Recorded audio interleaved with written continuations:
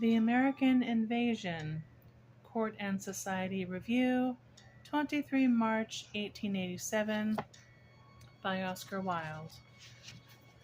A terrible danger is hanging over the Americans in London.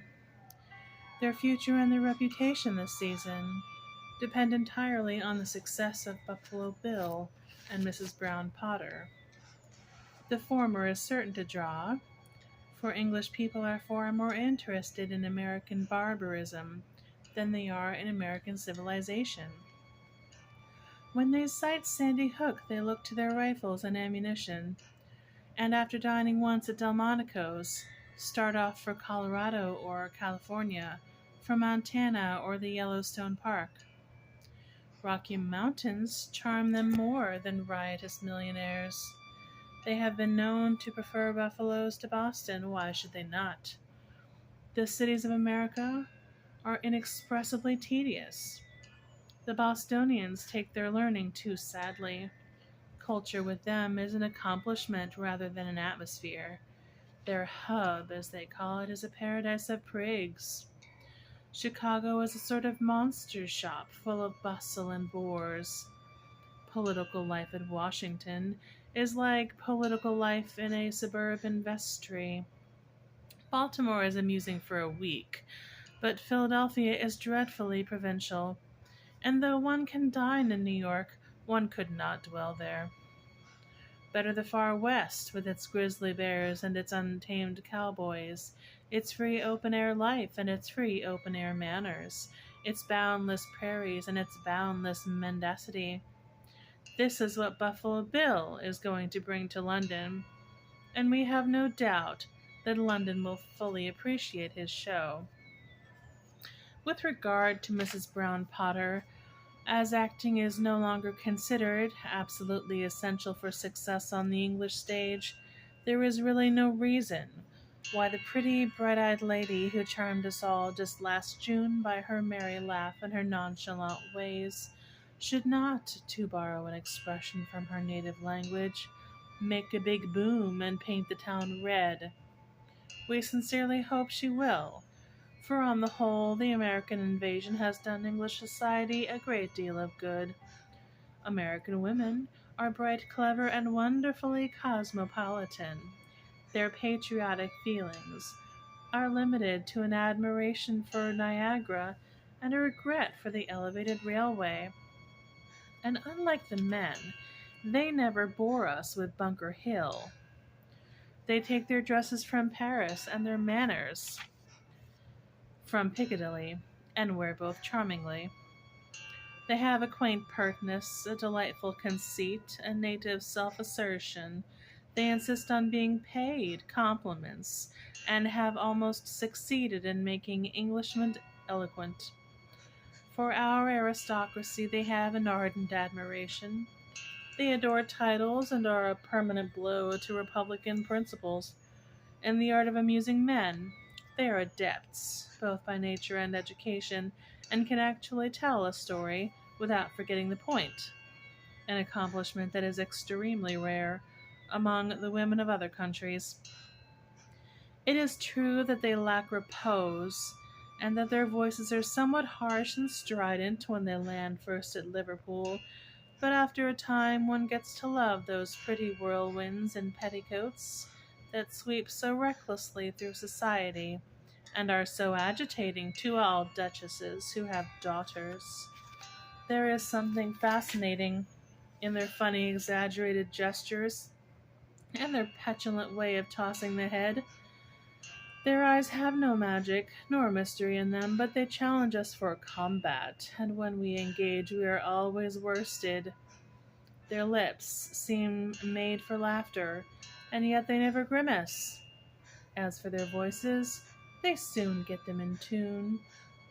Some of them have been known to acquire a fashionable drawl in 2 seasons, and after they have been presented to royalty, they all roll their R's as vigorously as a young equerry or an old lady in waiting. Still, they never really lose their accent. It keeps peeping out here and there, and when they chatter together, they are like a bevy of peacocks.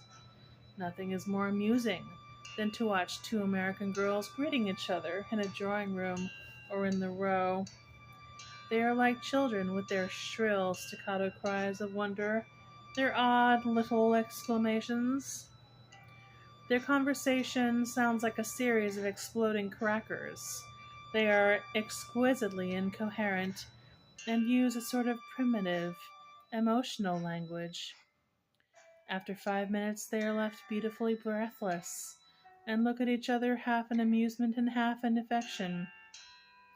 If a stolid young Englishman is fortunate enough to be introduced to them, he is amazed at their extraordinary vivacity, their electric quickness of repartee, their inexhaustible store of curious catchwords. He never really understands them, for their thoughts flutter about with the sweet irresponsibility of butterflies, but he is pleased and amused, and feels as if he were in an aviary.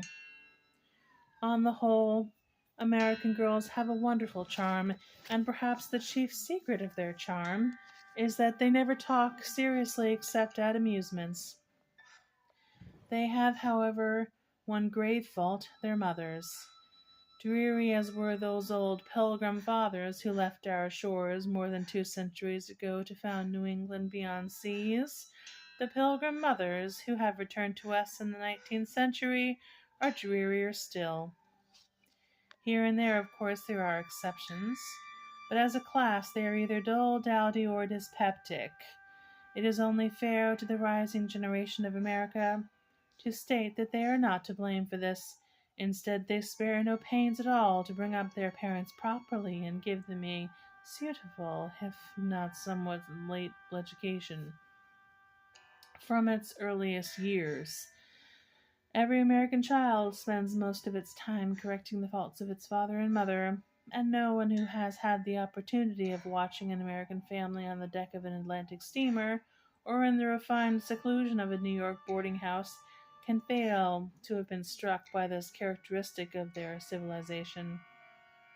In America, the young are always ready to give to those who are older than themselves the full benefits of their experience.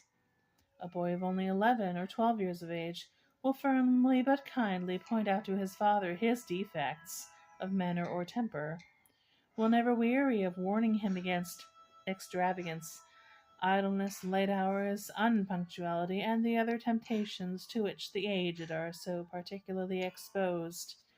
And sometimes, should he fancy that he is monopolizing too much of the conversation at dinner, will remind him across the table of the new child's adage, "Parents should be seen, not heard."